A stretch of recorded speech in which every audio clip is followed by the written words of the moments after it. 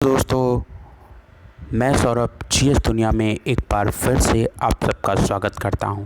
आज हम लोग 15 महत्वपूर्ण मिश्रित प्रश्न का संपूर्ण अध्ययन करेंगे जो सामान्य ज्ञान के हैं। ये हमारे सभी ऑल कॉम्पिटिटिव एग्ज़ाम के लिए बहुत ही लाभदायक होंगे और प्लीज़ मेरे चैनल को लाइक, शेयर एंड सब्सक्राइब करें।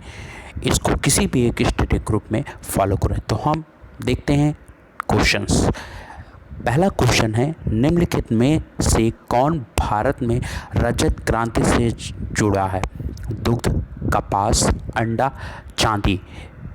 एक बार आप लोग ट्राई करें, इसका आंसर क्या होगा? इसका आंसर है कपास।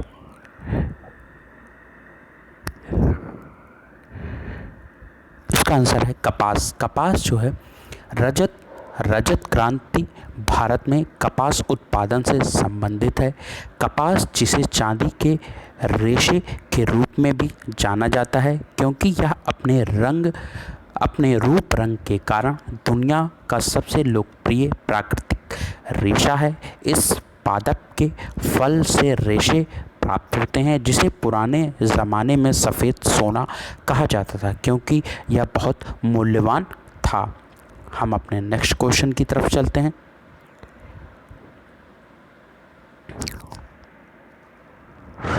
क्योटो प्रोटोकॉल किससे संबंधित है? व्यापार से, जलवायु परिवर्तन से, सुरक्षा से, प्रत्यार्पण से। इसको आंसर करिए, देखते हैं। इसका आंसर है जलवायु परिवर्तन से।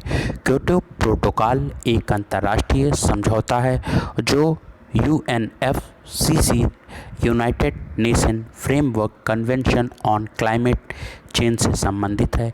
यह ग्रीन हाउस गैसों को नियंत्रित करता है। क्योटो प्रोटोकॉल जलवायु परिवर्तन से संबंधित है। नेक्स्ट क्वेश्चन देखते हैं। सार्क का मुख्यालय कहाँ स्थित है? काठमांडू, इस्लामाबाद, कोलंबो, नई दिल्ली। सार्क का मुख्यालय काठमांडू में है।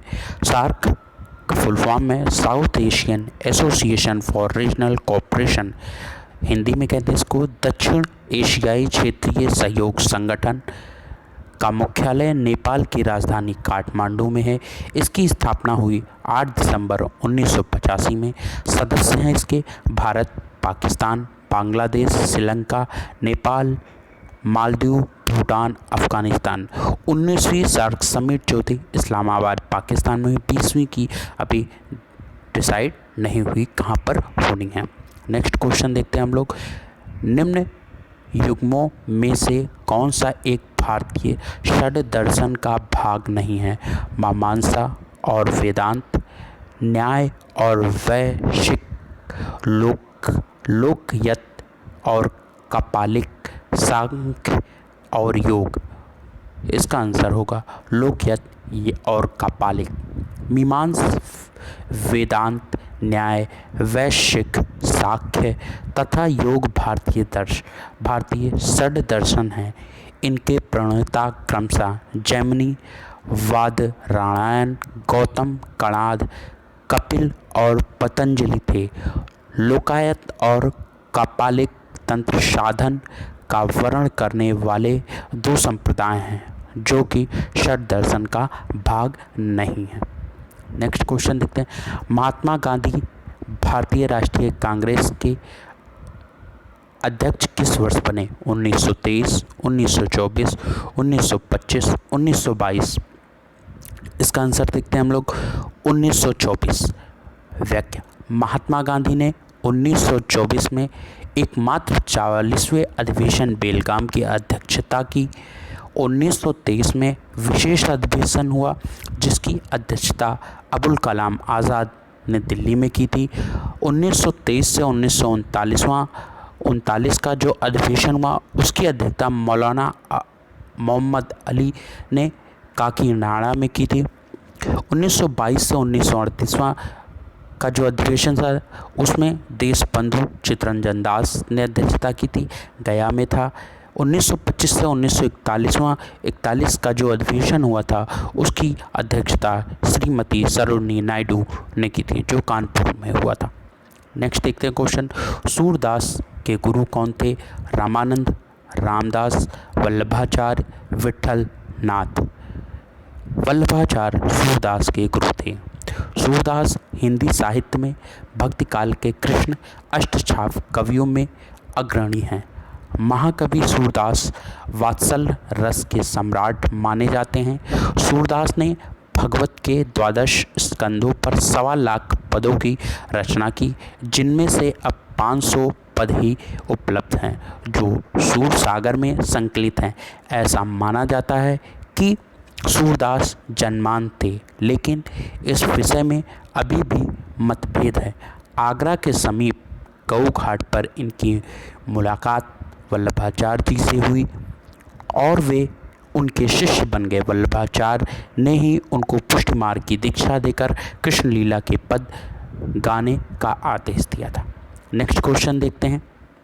कंप्यूटर के मुख्य भाग हैं 5, 4, 6, 7, 8। तो कंप्यूटर के मुख्य भाग 6।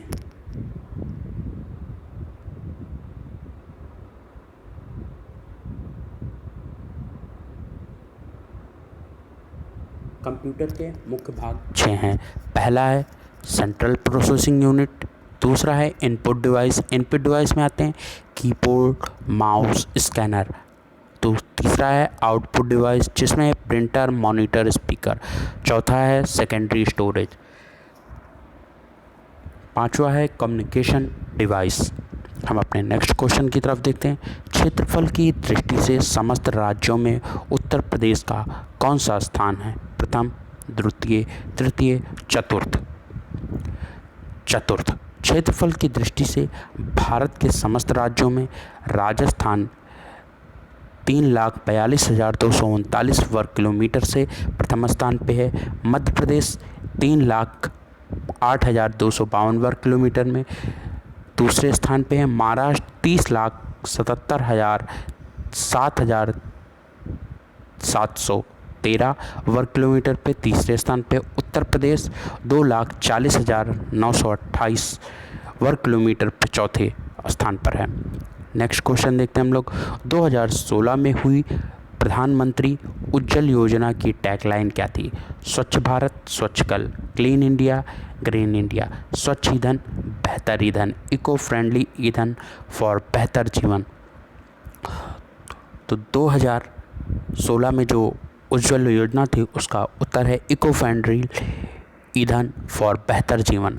1 मई 2016 को प्रधानमंत्री नरेंद्र मोदी जी के द्वारा उज्ज्वला योजना की शुरुआत की गई।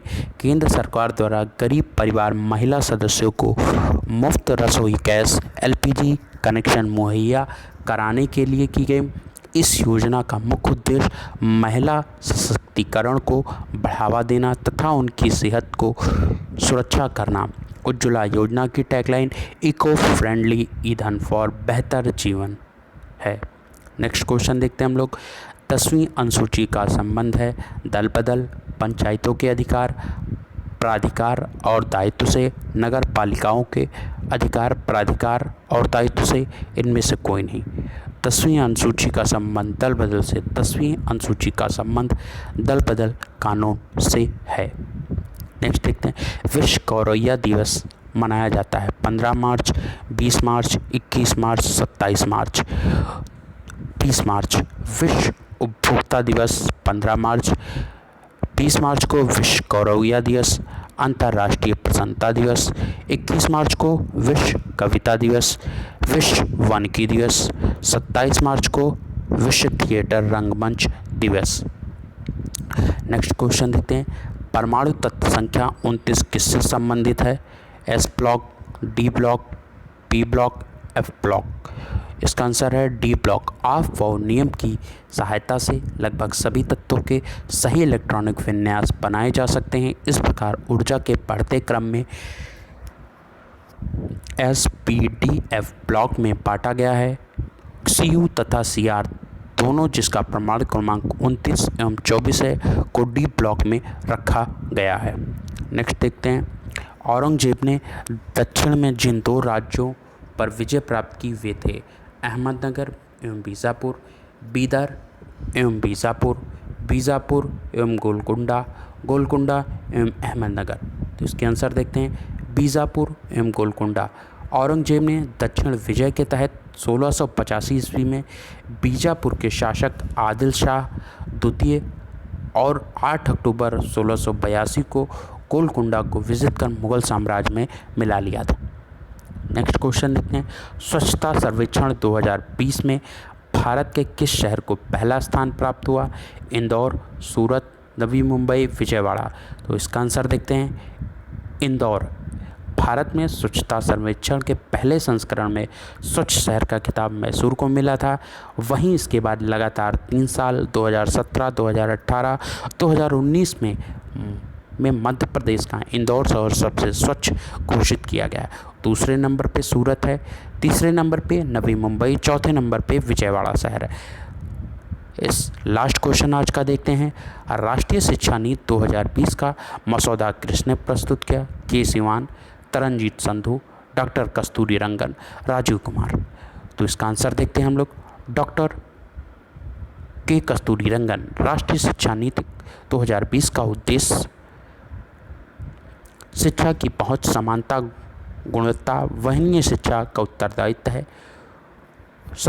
जून 2017 में इसरो के पूर्व प्रमुख डॉक्टर के कस्तूरी रंगन की अध्यक्षता में इस समिति का गठन किया गया था। इस क्वेश्चन के संबंध में मैं कुछ और बताना चाहता हूँ। के सिवान हमारे जो इसरो का हेडक्वार्टर है उसके अध्यक्ष हैं। तरनजीत संधू अमेरिका में हमारे नए राजदूत होंगे।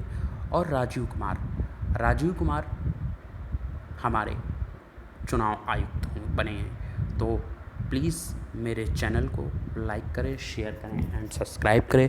ज़्यादा से ज़्यादा ये किसी स्टूडियो ग्रुप में शेयर करें और प्लीज़ इसको लाइक शेयर करना भूलें। Thank you.